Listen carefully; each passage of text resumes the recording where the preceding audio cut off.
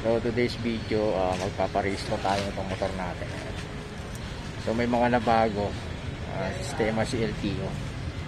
So, kaya panoorin nyo yung video na to para malaman natin kung ano yung mga dapat nyo gawin pag pupunta kayo rito sa LTO. Ayan.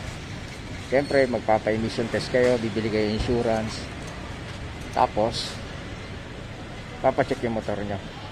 So may bagong memo ngayon na inilabas na hindi na pwede yung mga luma nating plaka. Oh, ayan, tingnan mo, bago na to. Oh, diba?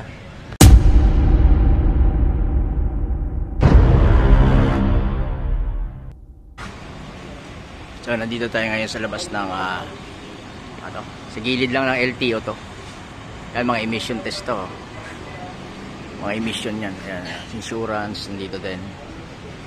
Ayan. So ngayon, bago i-emission nyo motor mo, kailangan palitan mo na to.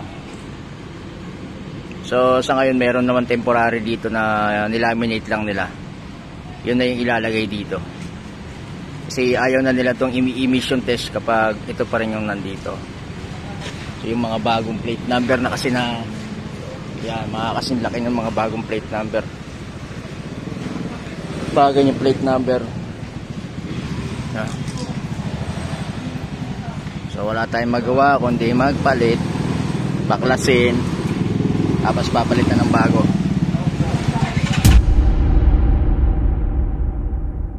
So atol, ito na yung bago nating size na ilalagay. Yan.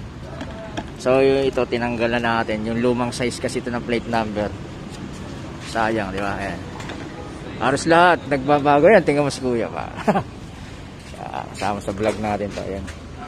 So yun, halos lahat nagbago. Ayan.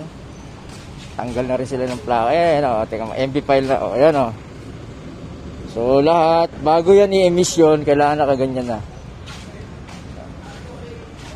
Yan yung bagong ng LTO. Bago nilang memo. So ito na yung magiging plate na, yung magiging size ng plaka mo talaga. Hindi na talaga pwede to. So yun, para sa mga hindi pa nakakaalam dyan.